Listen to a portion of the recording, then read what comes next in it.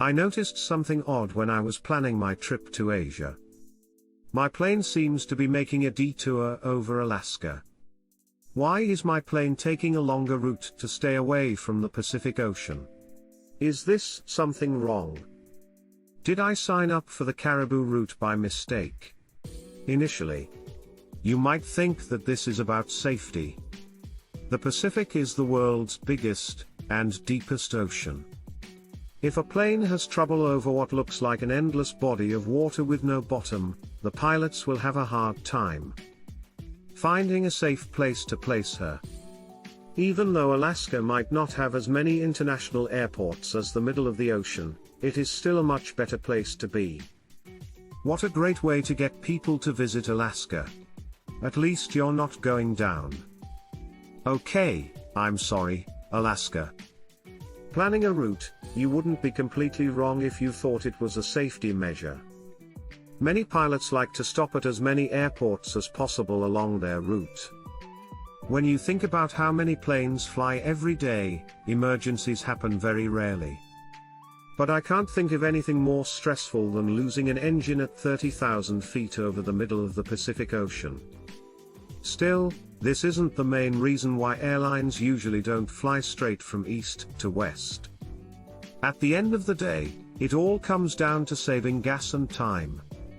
It's easy to forget that an airline is a business that makes money by moving people from one place to another quickly and cheaply.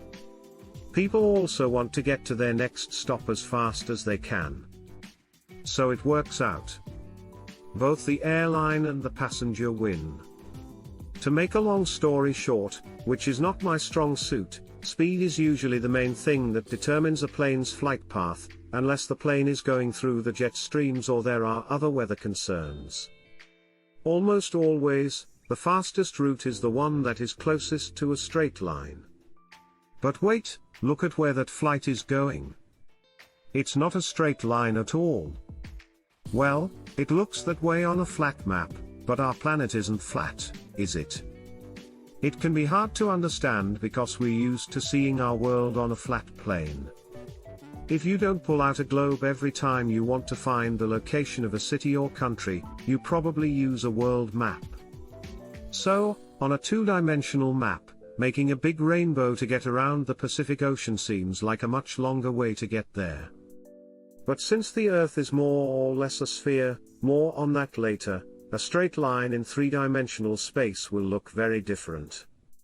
Okay, let's do a little experiment. Have a globe close by. Yeah, I just said most of us use Google Maps. Okay, let me show you on mine. I put one end of a string on Los Angeles and the other end on Tokyo.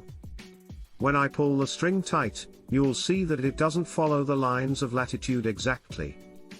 Instead, it will follow the shape of this miniature Earth that I bought at a bookstore down the street. In real life, this effect is even stronger because my globe isn't a perfect copy of the real thing. The real problem is that it's too good. You see, the Earth is not a perfect sphere like a globe. The middle of our planet is a little bit bigger than the edges. Something like how I feel after the holidays. Who wrote that, anyway? When you look at pictures of Earth taken from space, the differences aren't big enough to show how big it is. It's easy to lose track of a few hundred miles here and there. But take a look. If you wanted to measure the Earth's circumference by going around the poles, you would need 24,860 miles of string. But if you did the same thing at the equator, it would jump to 24,900 miles. What gives?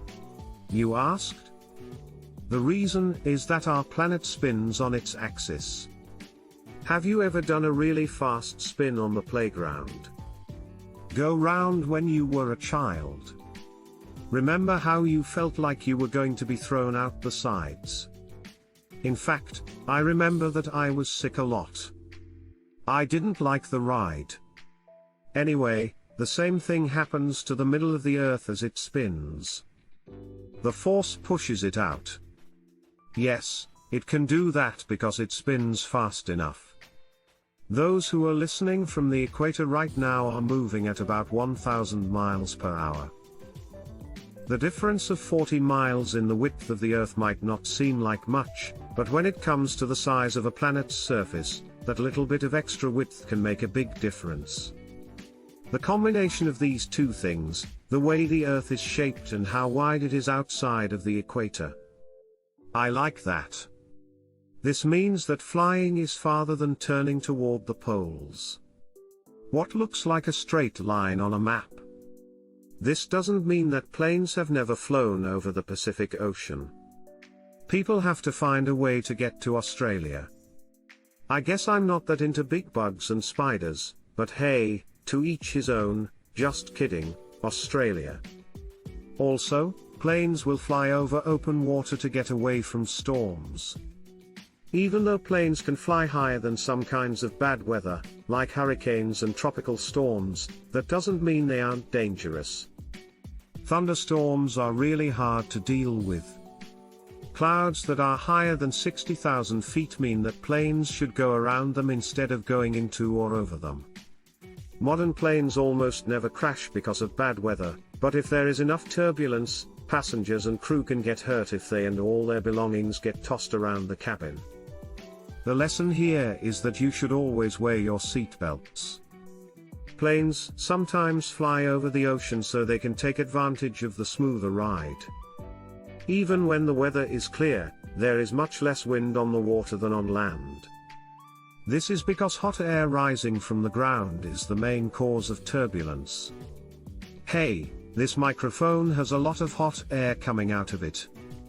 Water is a much better way to spread heat than soil. So flights over the ocean are usually much more comfortable. Air currents, especially jet streams, are the other main factor used to plan flight paths. Near the top of the troposphere, where most weather happens, are these high-altitude air currents. The troposphere is the lowest layer of the Earth's atmosphere and is where most weather happens. The line where the troposphere ends and the next layer begins. People call the stratosphere the trap of pores. It is between 4 and 12 miles above the surface of the Earth. Because of this change, the air's temperature and pressure change quickly. This makes a wind tunnel that can reach speeds of over 200 miles per hour.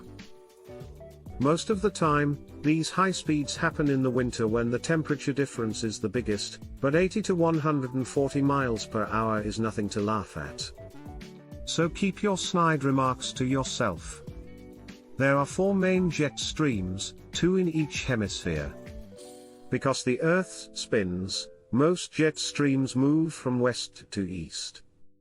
The polar jet stream, which forms near the Arctic Circle, and the subtropical jet stream, which forms near the equator, are the 2 most important for air travel.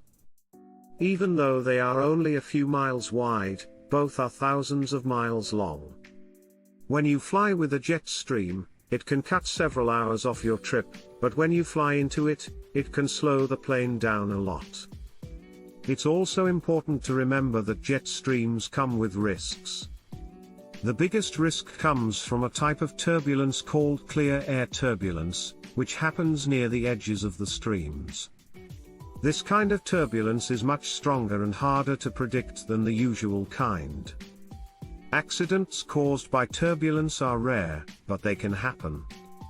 In 1997, a plane flying from Tokyo to Honolulu suddenly dropped after hitting a patch of clear air turbulence.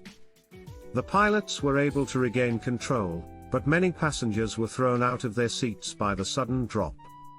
Keeping this risk in mind, plan your flights carefully so you can take advantage of jet streams without putting the plane at risk. I'll say it again, always wear your seat belts when you fly. Most of the time, knowing why planes take the routes they do comes down to facts that we don't usually think about. The jet stream mostly affects things tens of thousands of feet in the air, and the shape of the Earth doesn't really matter unless you're going hundreds of miles per hour over long distances. I don't know about you, but my car can't do either of those things, at least not yet. I have a few ideas, But we'll save them for a video called 7 Things You Shouldn't Strap Rockets To.